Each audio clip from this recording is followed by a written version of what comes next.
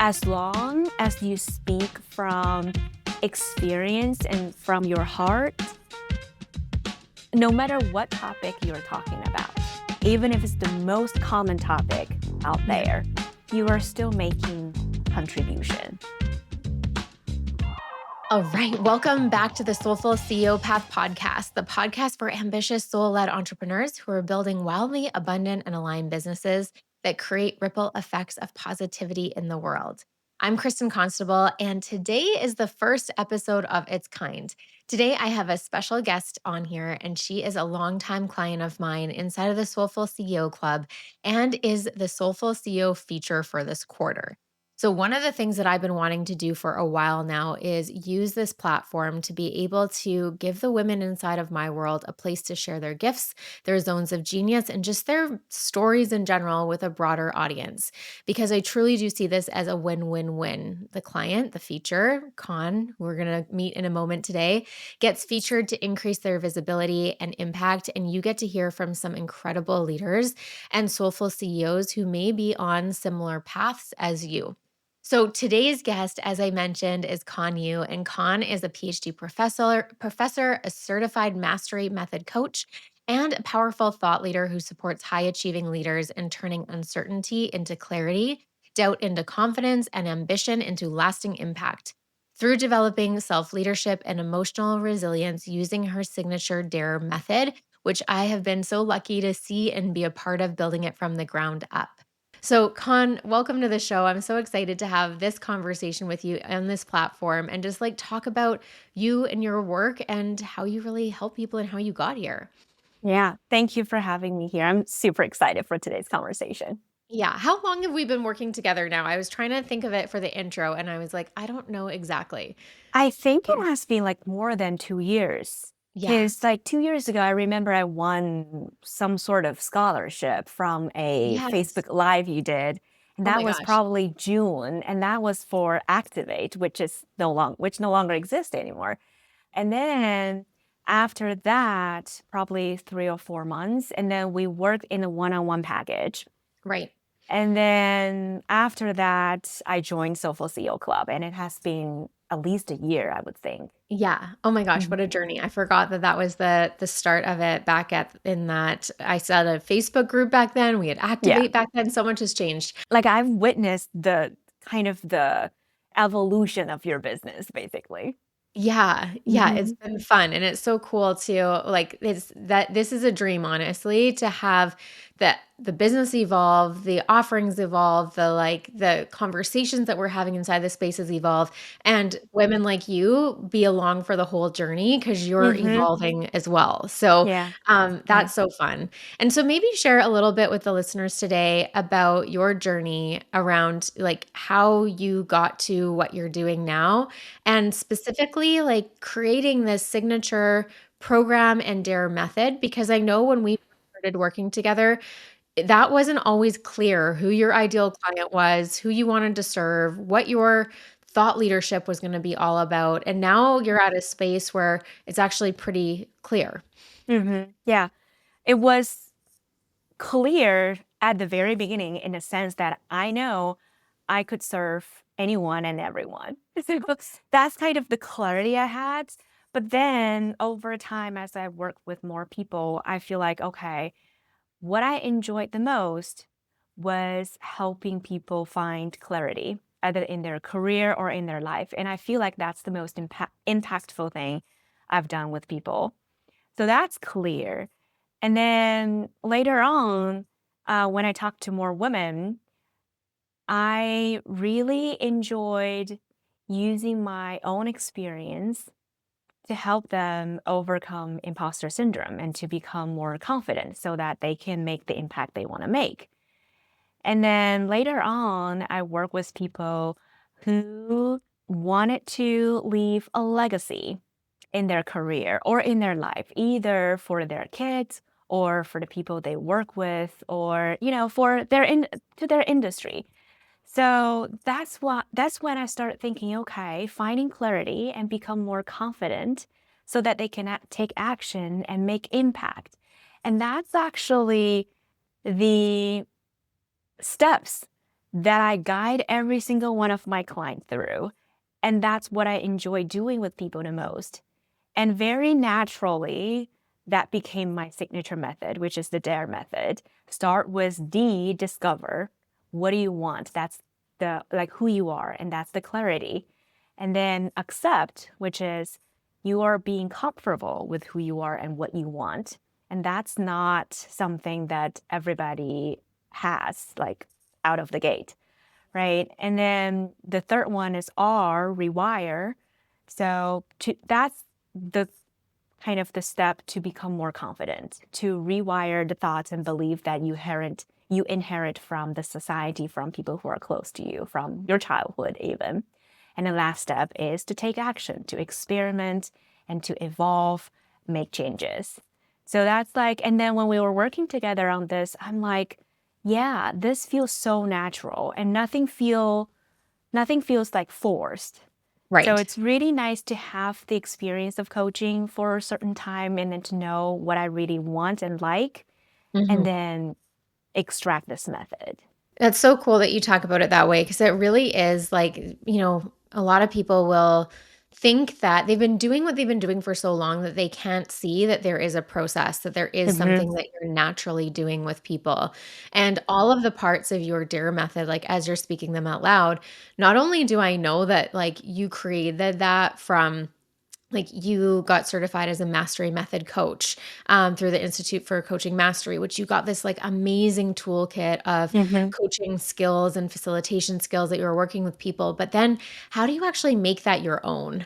Right. And like when you're talking about the rewire part, the like cultural conditioning and the thoughts and the Hmm. beliefs that you inherit from people around you, knowing your story, I know that that's a big part of your own journey around like deconstructing all of those. So it's not just the certification and the skills that you learned. It's like, how do you take your life's work inside and outside of your career and put it into a formula that can help people who are on similar paths than you? So it's like really cool to hear how you've done that and put all of the pieces in place. And then you're now using it now that you've got clarity around that. Like last year, one of your goals was to expand your leadership into your thought leadership into more speaking. Yeah. And so we started getting you got on stages and you started doing talks. And it was like a really cool way for your method to start to live in these not expanded programs, but in these like shorter kind of experiences that you could share with people. I bet you there's a lot of people listening who are in a similar place. They're like, I'd love to get into speaking. I'd love to do more speaking, but have Yeah. no idea where to start. Can you share a little bit about your journey around that and how you Hmm. got comfortable with the idea of doing something like that? Yeah, of course. So I always knew I enjoyed speaking, like from elementary school, high school. But then Mhm. after college, I did not have that many opportunities other than presenting my research papers at conferences. Right. So, and it's not like motivational speaking or speaking from my experience. Yeah. So last year, somehow I felt like I want to do it. Like just Mhm. I wanted to do it. And that signal was very strong. So Mhm. then I started looking for opportunities like Disrupt HR and like a local event in Cincinnati where I live. And of course, all the doubts came up Mhm. like, oh, who am I to talk about this? Yeah. Why do people want to listen to me? Like, I had to guide myself through the process that I guided my clients through, Yeah. which is like overcome this imposter syndrome. And eventually, okay, when I had a topic, which is on imposter syndrome, actually, Yeah. and then when I stood in front of people, and when I was able to make people laugh and then pay attention to what I was saying, it's just so fulfilling. Yeah. And what I learned in this process is yes, you have the doubt. And yes, not everybody is going to listen to you. Like your question is legit. Like, why are they listening to me? Yes, some Mhm. of them are not going to listen to you, and that's Yeah. okay Yeah. because your message is just not going to resonate with everyone. It's Mhm. only going to resonate with the right people. But Yeah. like being the wrong people is not their fault. But alignment Yes. is not going to happen all the time. And the second lesson or things that I learned is as long as you speak from experience and from your heart, no matter what topic you're talking about, even if it's the most common topic out Yeah. there, you are still making contribution Mm. and people can still learn something new from you. And Yeah. even if it's not something new, it may reinforce some of the beliefs they're holding. And that's important too. Yeah. So that's I'm applying for more speaking engagement this year. Yes. And Yeah. I just every time I had the doubt, oh, why do they want to hire me to do it again?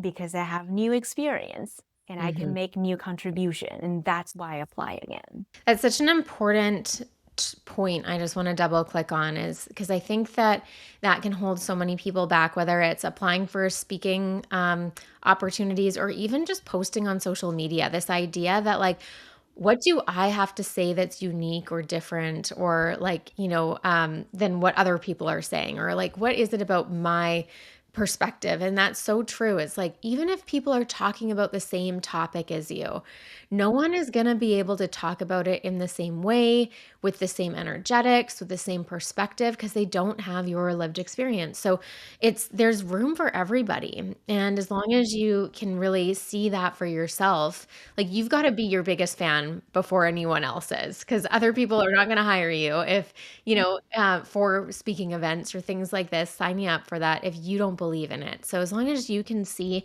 that what you do is a contribution and how you're talking about it is a unique contribution, it doesn't matter if there's other people out there talking about the same thing. And then one thing I want to add is if you're not sure if this is a good topic, start with a master class. Like this is what I learned from you, right? As long as we're in your program, we do master class. And that's actually a really good way to test Mhm. whether the topic is popular, whether people are attracted to what you're saying. And then you can Absolutely. decide from different master classes, which one do I want to make it my signature talk. Totally. Yeah, I think that's how you came up with the boundaries one, right? That Yes, was like you yes. tested that one and it was like really Yeah. popular. It's such a good, yeah, it is. It's like such a nice way to test content and topic, but also like get comfortable with the topic yourself. Like what is important Mhm. to me in a really safe, like really know, like what's the worst thing that can happen? No one signs up for it. It's like, okay, Yeah. not a big deal, right? It's Mhm. totally Yeah. fine. I want to talk a little bit about the current work that you're doing because the Mhm. current work that you're doing is with high achieving leaders. And, you really do support them, as you were saying, with many things like clarity, self doubt, but you talk about it in the form of self leadership. A big part of your work is around self leadership. Mhm. So, can you talk a little bit about what that means to you? Because it is a kind of a, I don't know, whether it be broad topic that maybe isn't Yeah. people when they hear that is like, well, what does that actually mean? Well, people ask me about this a lot. And my definition of self-leadership evolved over time. And if you ask me now, I would say self-leadership consists three parts. Okay. One is self-awareness, which is actually the discovery part, which Yeah. is what a lot of people think self-leadership is. And that is discover who you are, what you want, and to really be comfortable with that. Hmm. And the second part is execution. Okay. You are leading yourself to take actions, regardless of the judgment and comments and opinions you receive from others. Yeah. And the third part is what I recently discovered Okay. is adaptation. Mm, Like, yes, you're taking actions, but there's no one way to do it all the time, mhm. especially when we are going through uncertainty. And that's like kind of the constant these days. Right. You need to be able to, you can't just go through uncertainty through grinding all the time, but Yeah. through adapting and your flexibility. So I Yeah. think that's like the third part of self leadership. Oh, beautiful. I love that little addition. And it's so cool to Yeah. hear is like when we're in the work, when we are, like this is a topic area for you that you are known for, that you're building a body of work around is like it evolves. It's not going to be, even where it is today is not where it's going to be in a year because you're going to Yeah. have different life experiences. And as you said, you use the same you're in the work with your clients doing these Mhm. same things. And Yeah. so I that's where I kind of want to go next because I know that you're in a big season of adaptation, we could call it, or Yeah. change. And it's a Mhm. really cool example of how you're really walking your walk when it comes to self leadership and like doing Mhm. these three things that you just talked about. So I know that you are on, an IVF. You've been on an IVF journey as a single Mhm. mother Yeah. for the last little while, and just Mhm. recently, it's become public news that you are having a baby, which is so Right. exciting. Yeah. I'm so happy for you. Thank Um, you. so, in the context of self leadership, what has that journey been like, and what have you learned for yourself that you're now able to pass down to your clients, even Mhm. though you're early on in this journey, but I mean, it's taken something to get even here. It has been a long journey. I've actually never took my clients on such a long journey because it started at the age of 28. So Oh, wow. it's been Yeah. like 10 years of making. Wow. But at the age of 28, that's when I realized, okay, I want to be a mom. Yeah. That's some sort of clarity there, but it's not very strong. And at the age of 35, I was like, I think I know why I want to be a mom, not just to Mm. have a baby, but one, two, three, four. Yeah. Because I did some sort of inner work. And then after that, I joined the coaching certification program where I did a lot of inner work. And 2 years after that, I felt like I think I've done a lot of healing work and I'm ready to become a mom. And I believe that I could be a great mom. Mhm. And that's when I decided, okay, I need to take this seriously and Mhm. to take action on it, to execute on it, basically. Yeah. And that's why I started the IVF process this March. And I just turned 38 this year. So I'm going to have a baby at the age of 38. It's not young, but I think it's the best age for me because Yeah. I'm fully ready and know Yeah. my why, know that belief that I can do great in this Mhm. new job, Yeah. basically. Yeah. Yeah. So that's the journey, 10 years Mhm. journey. And through this process, the clarity takes a long time. But then once the process started in March, I had gone through so much roller coaster, emotional roller coaster. Like the numbers of different stuff just changed all the time. So Yeah. then I'm like going through this. And that's where the self leadership comes in. I remember a friend asked me, so when I was like crying in front of her, she asked me, so what would you do or what would you say to your clients or do for your client if they're going through this? Mm. And I said, I would hold all their emotions for them. And when I said that, of course, I kept crying, but then I realized I can hold these emotions for myself. And I am taking the initiative to hold these emotions. And that's exactly what I did to allow these emotions to be there Yeah. so that at some point I can say, okay, I've had enough of these Mhm. emotions. Now I can actually do something while they're still here. Mhm. I can still take actions on other stuff while feeling these emotions. That's me setting the boundary for myself, not Yeah. letting those emotions really get to me all the time. Like I acknowledge them, but still take actions regardless of them. So that's actually one of the biggest lessons because whenever we talk about boundary, we say, okay, take leadership and set time boundary. Yes, that's part of the boundary. Yeah. But also another part is emotional boundary, how much Right. emotion you want to experience and you allow in your life.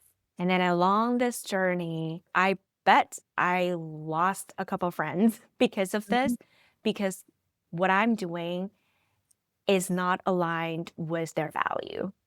Sure. And I have been okay with that. Yeah. And I've also heard different opinions or comments on what I'm doing. Mhm. And I know a lot of them are actually coming out of love and care. Mhm. But it's my decision to say, I don't want to I don't want to allow these opinions to stop me from doing it. Right. So that's kind of another boundary that I've set for myself. It's like Mhm. kind of like a mental boundary or Yeah. intellectual boundaries, the opinion boundary, basically. Yeah. Like, what do you allow yourself? What voice do you allow yourself into what you are doing? Mhm. Is it good? Is it pushing you forward or is it a barrier? Well, I think it's so interesting because, yeah, these significant life events in our lives, they do create so much opportunity for like self leadership, for growth. And then you get to like firsthand see and experience what it's like when you're dealing with these things. Then when you have clients who are coming up against similar things like, oh, I don't want to like let my boss down, or I don't want to let my partner down, or I'm always staying late because I can't say no. It's like you're not just talking about it now from like a hypothetical perspective because you read a book on boundaries or something Yeah. like that. It's like you have this like lived experience of being able to really Mhm. empathize where people are at, but also you know that there is a path. There is a path through. And it Yes. sounds like boundaries, I mean, I know boundaries is like a big part of the conversations and the work that you do with people around self-leadership. Why do you think that self-leadership and boundaries go so hand in hand? So, one example I could give you is a lot of the women that I talk to, they are all at this stage of their career around like 40s, late 40s, when they're looking for promotion from director to higher level. They're shifting, not just looking for a promotion, but they're shifting from being a doer to a strategic leader. And that shift requires you to know what kind of leader you want to become. Like, how do you define strategic leader? That's like super broad. Anything can be strategic leader, right? And that's like part of the self leadership. And to prevent you from being a doer all the time, that's when you need to set boundaries. Well, time boundary, everyone knows. Oh, say no to things. But what about emotional boundary? What about mental boundary or intellectual boundary? When you share your opinion, how easily are you going to be influenced by Yeah. other people's opinion, even your boss's opinion? Mhm. And how are you going to lead regardless of their judgment? Yes, you have to make sure your boss likes you, Yeah. but at the same time, like, how are you going to balance this sort of people pleasing and also stand up for yourself and then to really share your ideas and comments? That goes hand in hand in terms of. Totally. Mhm. Yes. Yeah, it's almost like you can't grow without reworking your boundaries. Because your, like, current boundaries are there and working for your current perspective or like, place, but if you wanna grow or move into a new set of goals, just like you have with your it's like the boundaries have to change. You have to reestablish those with people, and your time and all of that. What would you say, like, after working with so many women on this, is like, what is the hardest type of boundary for people to like master, would you say? Is there a particular kind, like emotional, mental, time, or is it dependent on the person? It depends on how you, I wouldn't say context, but let's say emotional boundary can be a hard one to master Mhm. because, your emotion does not just show up at work. You Mhm. may bring some of the emotion from your personal life to work, or you bring it from work to your personal life. So it actually connect these two. And it's Yeah. really hard to separate these two when it comes to emotion. Right. And what I see a lot of people having hard time dealing with is the mental boundary, the intellectual boundary. Okay. Especially that's like purely at work sometimes, like Right. in meetings, in your one-on-one conversation with your boss. Are you courageous enough to share what actually is on your mind Right. and to really stand up for yourself and to really go for that promotion instead of Yeah. letting people say, oh, you just need to do more work. But Right. what kind of work?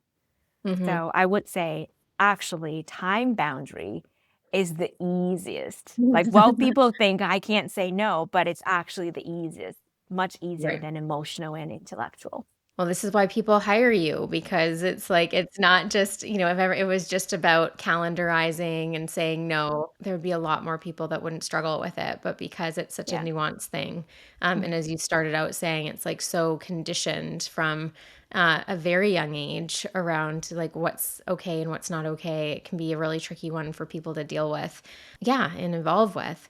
So for you, what's on the horizon, like other than bringing a baby into the world over this next year? What's on the horizon for you in terms of work over the next year?